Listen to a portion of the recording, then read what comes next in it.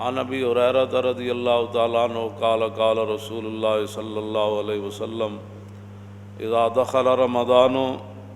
فتحت ابواب السماء وفی روایت فتحت ابواب الجنت وغلقت ابواب جہنم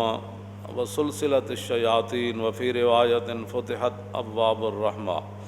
حضرت ابو ہریرہ کہتے ہیں کہ نبی علیہ الصلوۃ والسلام نے فرمایا کہ جب رمضان المبارک داخل ہوتا ہے یعنی شروع ہوتا ہے تو پھر آسمان کے دروازے کھول دیے جاتے ہیں، اور ایک روایت میں یہ ہے کہ جنت کے دروازے کھول دیے جاتے ہیں اور جہنم کے دروازے بند کر دیے جاتے ہیں، وسلسلت الشیاطین اور شیطانوں کو جکڑ دیا جاتا ہے، اور ایک روایت میں یہ ہے کہ رحمت کے دروازے کھول دیے جاتے ہیں۔ عن سہل بن سعد قال قال رسول اللہ صلی اللہ تعالی علیہ وسلم فی الجنت ثمانیۃ ابواب منہا باب یسمی الریان لا یدخلہ الا الصائمون۔ نبی علیہ الصلوۃ والسلام نے فرمایا جنت کے 8 دروازے ہیں، ان میں سے ایک دروازے کا نام ریان ہے، تو فرمایا اس سے صرف روزے دار داخل ہوں گے۔ عن ابی ہریرہ رضی اللہ تعالیٰ عنہ قال قال رسول اللہ صلی اللہ تعالیٰ علیہ وسلم من صام رمضان ایمانا واحتسابا غفر له ما تقدم من ذنبه ومن قام رمضان ایمانا واحتسابا غفر له ما تقدم من ذنبه ومن قام لیلۃ القدر ایمانا واحتسابا غفر له ما تقدم من ذنبه۔ نبی علیہ الصلوۃ والسلام نے فرمایا، حضرت ابو ہریرہ راوی ہے، حضور نے فرمایا کہ جس بندے نے رمضان المبارک کے روزے رکھے ایمان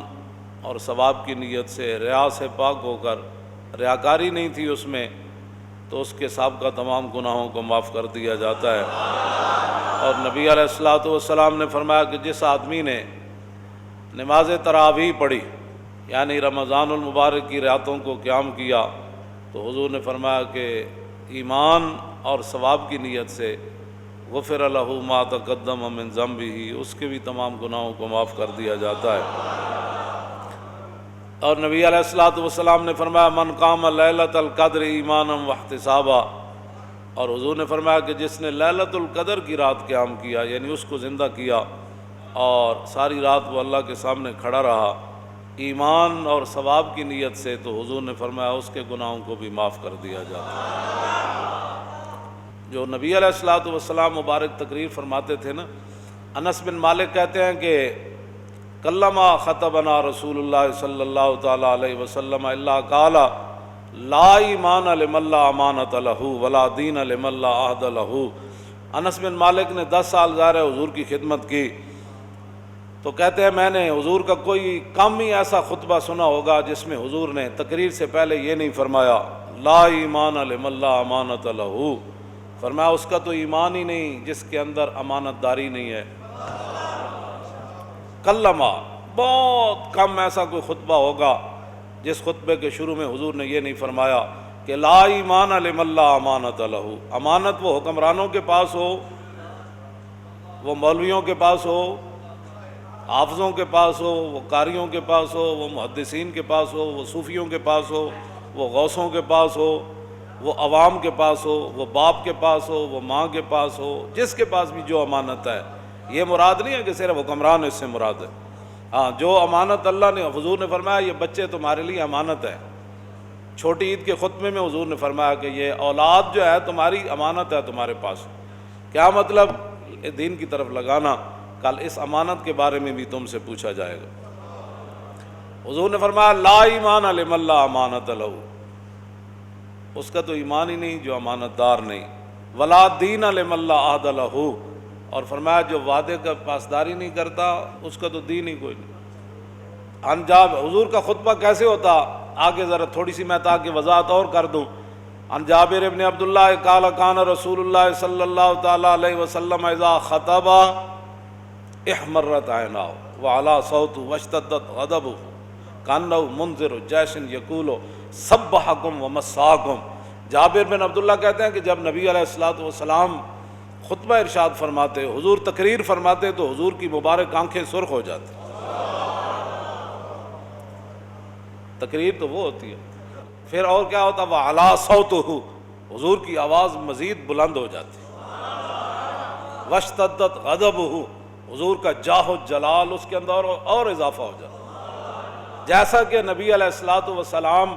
ایک ایسے لشکر سے ڈرا رہے ہیں کہ جو لشکر صبح حملہ کرنے والا ہے یا شام کو حملہ کرنے والا ہے۔ ایسی تقریریں جس سے قوم جو ہے وہ پہلی بھیڑ ہے تو اور اس کو بھیڑ بنا دیا جائے، او جی مولانا اسلام تو بڑے امن کا درس دیتا ہے۔ میں نے کہا ہومن امام الانبیاء، ہومن محبوب رحمت للعالمین، خیمہ افلاق کا استادہ جنہاں دے نام نال کھڑا ہے تے او تقریر فرمان تے انہاں دی مبارک اکھاں سن۔ مولانا تھوڑی امن سے بات کریں، آپ کو پتہ نہیں ہے اسلام امن کا درس دیتا ہے۔ میں کہو جنہاں دین دیتا انہاں دیاں اکھاں سرخ ہو جاندیاں تھا، انہاں دی مبارک اکھاں دا تو کوئی قیمت ہی کوئی نہیں نا۔ وَعَلَىٰ صَوْتُهُ، حضور کی آواز پہلے سے زیادہ بلند ہو جاتی۔ حالانکہ نبی علیہ الصلوۃ والسلام کی مبارک آواز میں اللہ نے یہ معجزہ رکھا ہے کہ جس طرح قریب والے کو حضور کی مبارک آواز سنائی دیتی، اس طرح 1,24,000 میں سے جو آخری صحابی بیٹھے تھے نا عرفہ کے میدان میں، جس طرح قریب بیٹھے صدیق اکبر کو آواز آ رہی تھی، اسی طرح آخری صحابی کو بھی ایسے آواز آ رہی تو میرے آقا و مولا کی مزید آواز بلند ہو جاتی۔ وَعَلَىٰ صَوْتُهُ، اور وَاشْتَدَّتْ غَضَبُهُ، اور حضور کے جاہ و جلال میں اور سختی آ جاتی۔ قوم کو یہ مزاج بتایا ہوتا نا کہ حضور ایسے خطاب فرمایا کرتے جی، تو پھر قوم ہماری ناموس رسالت کے مسئلے کو بھی سمجھ جاتی، پھر حضور کی عظمت کو بھی سمجھ جاتی قوم،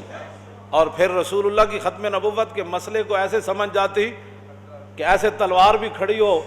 حضرت حبیب بن زید کے سر پر، مسلمہ خود اٹھ کر کھڑا ہو جائے کہ بتاؤ میں کون ہوں، فرمایا تو کون ہے؟ رسول تو رسول اللہ ہی ہے، تو کون ہے؟ کیا باتیں کرتا ہے؟ تو کون ہے؟ رسول تو رسول اللہ ہی ہے، تو کون ہے؟ ایسے جاہ و جلال سے تقریریں ہوتی نا ختم نبوت پر، تو پھر حضور ظاہر بات ہے حضور وضو کے بھی مسائل بتاتے تو حضور کا اس وقت بھی انداز پھر۔ عن سلمان الفارسی قال خطبنا رسول اللہ صلی اللہ تعالی علیہ وسلم فی آخر یوم من شعبان، حضور نے، سلمان فارسی کہتے ہیں کہ حضور نے شعبان کے آخری دن یہ ہمیں خطبہ ارشاد فرمایا۔ کیا فرمایا؟ فقال یا ایھا الناس قد اظلکم شہر عظیم شہر مبارک شہر فیہ لیلۃ خیر من الف شہر۔ شعبان کی آخری تاریخ کو حضور نے ہمیں خطبہ ارشاد فرمایا، تو اس خطبے کا انداز بھی تو یہی ہوگا نا، قد اظلکم شہر عظیم، ہاں جی شہر مبارک، اس طرح ہی حضور نے فرمایا ہوگا نا تمہارے پاس بھائی بڑا عظیم مہینہ آنے والا ہے، بڑی برکت والا مہینہ آنے والا ہے، اور ایسا مہینہ آنے والا ہے جس کی ایک رات 1000 مہینوں سے افضل ہے۔ جعل اللہ صیامہ فریضۃ وقیام لیلہ تطوعا، حضور نے فرمایا اللہ نے اس کے روزوں کو فرض کیا اور رات جو ہے نماز تراویح پڑھنا یہ میری سنت ہے۔